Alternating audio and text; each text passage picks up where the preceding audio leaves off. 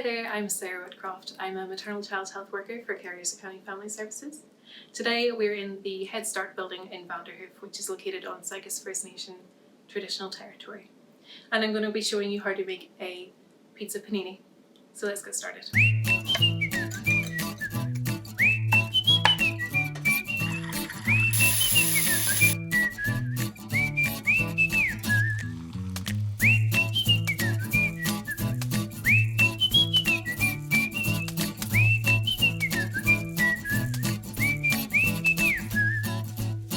So the first step is to get a medium skillet, put a bit of olive oil in the bottom and put it on medium heat. I then put some Italian sausage meat, which is ground pork, in here, and I'm just breaking it up and giving it a good stir. We want it to be pretty well broken up, and we're going to get it to brown. So while the meat is browning, I've just chopped up, I've got one red bell pepper. I took all the seeds out and sliced it really thinly like this. You can see that there. And then I also have half of a red onion. So this is the other half. So what I did was I took the casing off, just the top layer, and then I chopped it, you can see, through the root here. And then it means you can put it down like this. And I just sliced through like this the whole way through, just nice and thin. So we're going to put this in with the meat now. So our red onion and our red pepper is going in with the meat.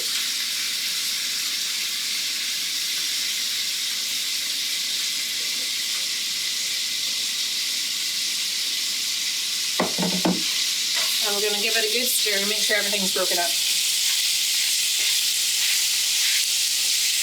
It smells really good, honestly. The sausage meat is great. So while the meat and the onion and pepper are in the pan still getting brown, we're going to take a bowl of mozzarella. You can see it's about this size. I'm going to take it out of the packaging. And we are going to cut it into slices like this. Fairly thin.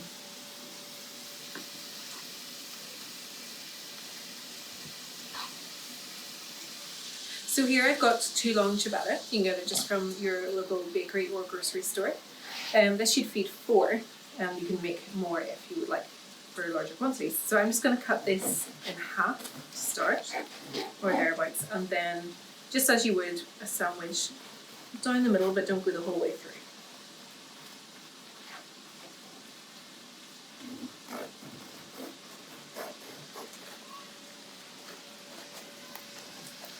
So it'll open out like that. Okay, so as you can see, the sausage meat is nicely browned and there's no pink left in there. And the onions and peppers are nice and soft. It smells really good. So I've got my bread. It's joined still at this side, but I've got it butterflied out like this. And I'm just going to take some marinara sauce and we're going to spread it out all over here on all of the slices. This might take a little minute.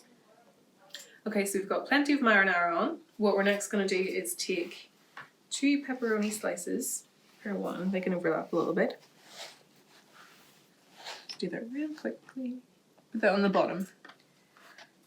This is the fun part, putting it all together. Like so. And then over the pepperoni, we're going to put some mozzarella. These pieces are pretty thick, actually. They should maybe be a little thinner, but we like cheese.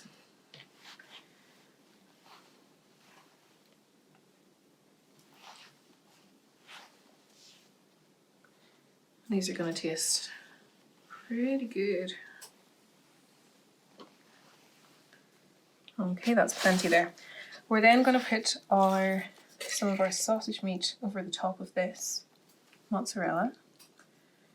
And just, this is the part where it might fall apart a little easy, but just do your best to get it all on there and spread over. Don't worry, my hands are clean.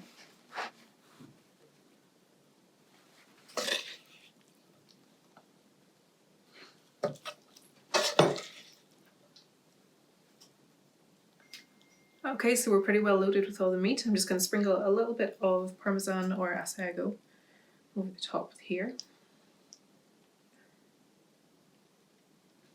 You also don't have to put this on if you have enough cheese in the mozzarella.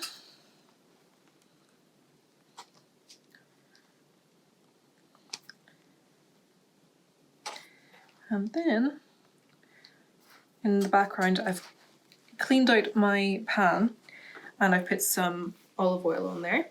What I'm going to do is, I'll show you just one by one here.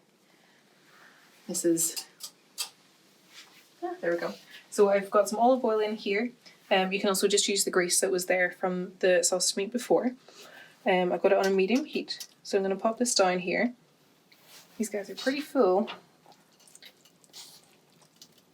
Okay, and I'm going to put a plate to squish it down. And now we wait. So you can hear a little bit of sizzling now. So I just turned the heat up a little bit, so we're at about a 6 or a 7.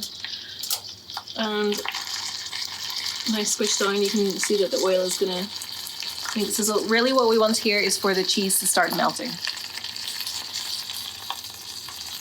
This is the hard part, so I've got myself a spatula like this, a flipper. Hopefully not everything's going to fall out of this as I lift it up. Oh, and it kind of fell. It's fine. We're going to maneuver it down like this because we want it to be nice and toasty on both sides. And we'll do the same for this guy.